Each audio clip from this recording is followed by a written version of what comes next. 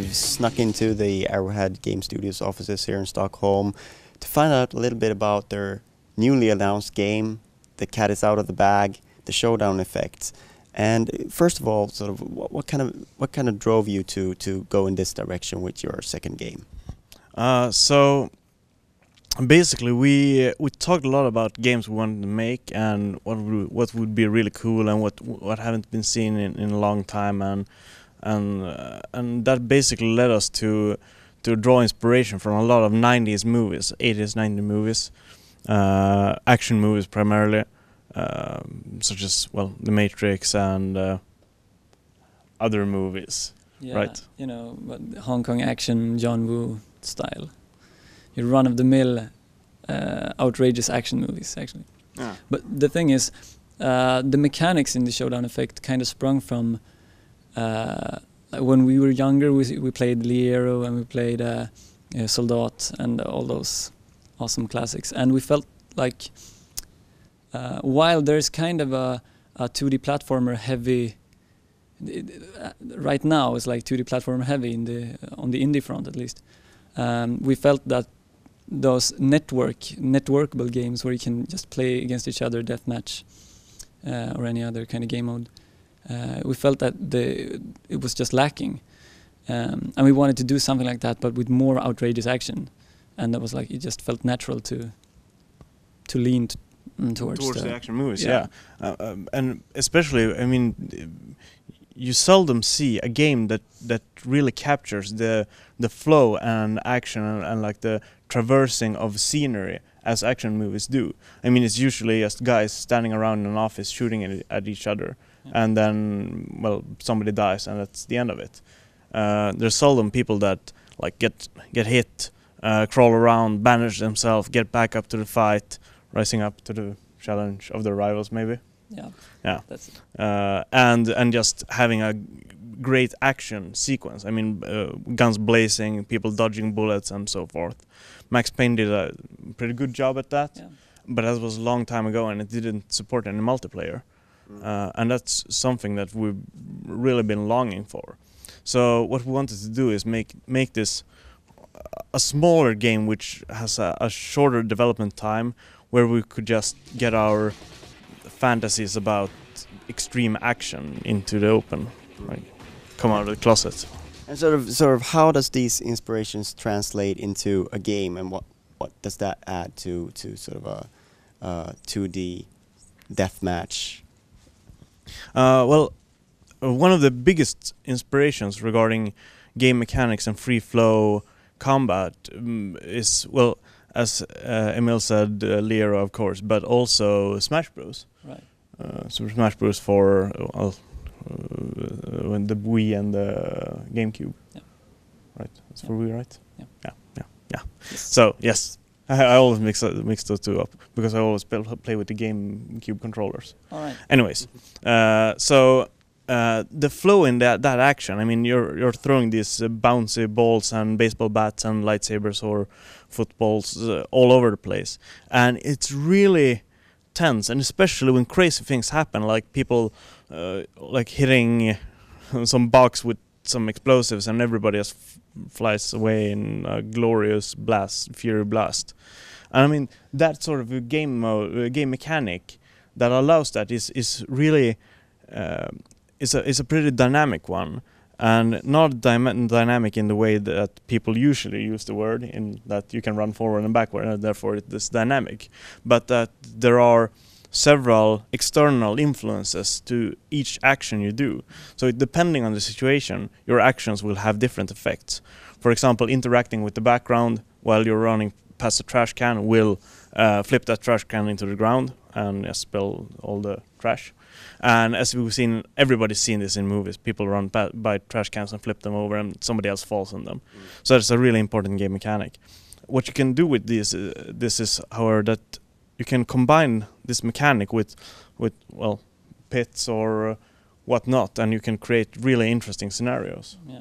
And since we plan to have this, or actually, since we have this context-sensitive system, that means that when you chase someone through a corridor and they flip things over, if you jump just right before that object, you will actually interact and jump over it, like as if you were doing the parkour moves. Yeah. Stuff. The game sort of the flow of movement in the game is sort of similar to Mirror's Edge. In a way. Yeah. The whole gameplay idea resonates really well with the Arrowhead's vision of, we want to create the whole free flow thing where situations just rise, like two players meet they just accidentally run into each other in a room and just stuff happens. Someone throws a frying pan out of the window and just hits another guy in the head outside. You could just have two guys throwing a frying pan. The one guy dodges, then the frying pan flies through one window into another building and hits a guy. Yeah. Those kind of things is something that we strive for when we make games, and we talk about those situations a lot.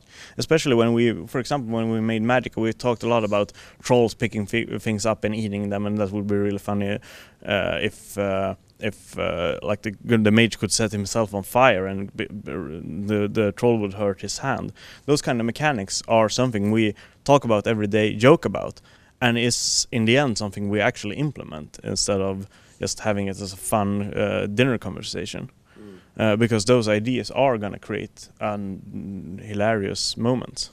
Yeah, it's kind of hard to put on paper exactly what the win is in that situation, but I mean it's fun. What's the revenue model for this mechanic? Yeah, exactly. How many more will buy the game if you put this in? But I don't really care about that. The thing is, we want to create the environment in which you can just experience those hilarious situations. Yeah, and the biggest reward of implementing those features that are dynamic in that sense that, well, external events, blah, blah, blah, and all that I said, is people telling stories of when they were playing your game. I mean, that is the YouTube. Yeah, and YouTube. But YouTube is sort of telling stories, saying that, look what happened when I played the game. Electronic Arts did that with... funny thing, I call him Electronic Arts still. Yeah. Anyways, EA did that with Battlefield, or DICE did with the Battlefield Moments thing. And that's pretty much what we have as a culture in our studio developed, a sense of those moments that are unforgettable that you keep telling people about. And it doesn't matter if they played your game, because you can still talk about those. Minecraft does that really well. Yeah. I mean, you can explain a Minecraft playthrough to anyone. They will understand it, because I went into this forest and picked some wood, and then there was a zombie and he chased me all over the mountains and whatnot. Yeah. And you could just explain that through a game, which, with Magic also. I was a mage, a troll picked me up, I set myself on fire, he dropped me into a river and I drowned. True story. Yeah, actually, it is. Yeah. And moving back to the Showdown Effect. Oh, right. We talked about inspirations, and you have a lot of inspirations for the actual game mechanics and so on and so forth. What about the visual style that you chose? The visual style is basically something that we cooked up when we were watching Ghost in the Shell, pretty much, and we really noticed how well those anime writer gods movie creators work with special effects and instant feedback on stuff. I mean, when somebody fires a weapon in Ghost in the Shell, I mean that's a really heavy impact. No matter the size of the weapon or whatnot, everything is still very, very powerful, and every hit, every blast, every step has this I can't even pronounce that word. I'm not sure what you're talking about. Accentuated feel. Yeah, very distinct feel to every move, basically. So, like, if it's a backflip or just landing on the ground or firing a gun, everything feels really. The presence is really great. So that's the audiovisual feedback we strive to replicate. Yeah, and we're exploring a lot of tune shaders and different shading methods, because basically what people do when they make games nowadays, and always have, is that they only push the limit of how many polygons, how much normal maps and whatnot you can use, instead of really focusing on what are the aesthetics we are trying to achieve. And I think that in the future it will be more about aesthetics than graphics, and that's something that we really want to explore. And I mean, Magica primarily for us has been a choice of aesthetics rather than let's make graphics. Let's make a game that looks like Zelda, pretty much. Yeah. Or well. I mean, the indie scene in general is really good at this because they know aesthetics. Yeah. And I mean, I think that's the. And I the hope next big people thing. will be really pleased with the visual style that we created for the Showdown Effect. I mean, it looks kick-ass. Wrapping things up, what's the roadmap ahead for the Showdown Effect? So the Showdown Effect's gonna have a lot of weapons when it's released, and we're gonna have a quite extensive DLC system, which pretty much is not the same grinder stuff that you've seen in all games. Instead, we really want the player to be challenged by our unlocks. I mean, if somebody's got a katana, you know they've done some cool ass moves, and that's really important. I mean, it's a token of how cool you are, and not that you grinded the game a lot. Even though that's going to be one of the effects of you grinding, you're going to get better at the game, and that's a key factor in Arrowhead's. Yeah, the sense of achievement you get from that is so much greater than I killed 1,000 dudes over a period of 32 days. Yeah. And we can look forward to the Showdown Effect sometime this year on PC? Yes, PC, Mac, right? I guess, yeah. We shouldn't be promising anything. Yeah, but PC is the main platform, as usual. All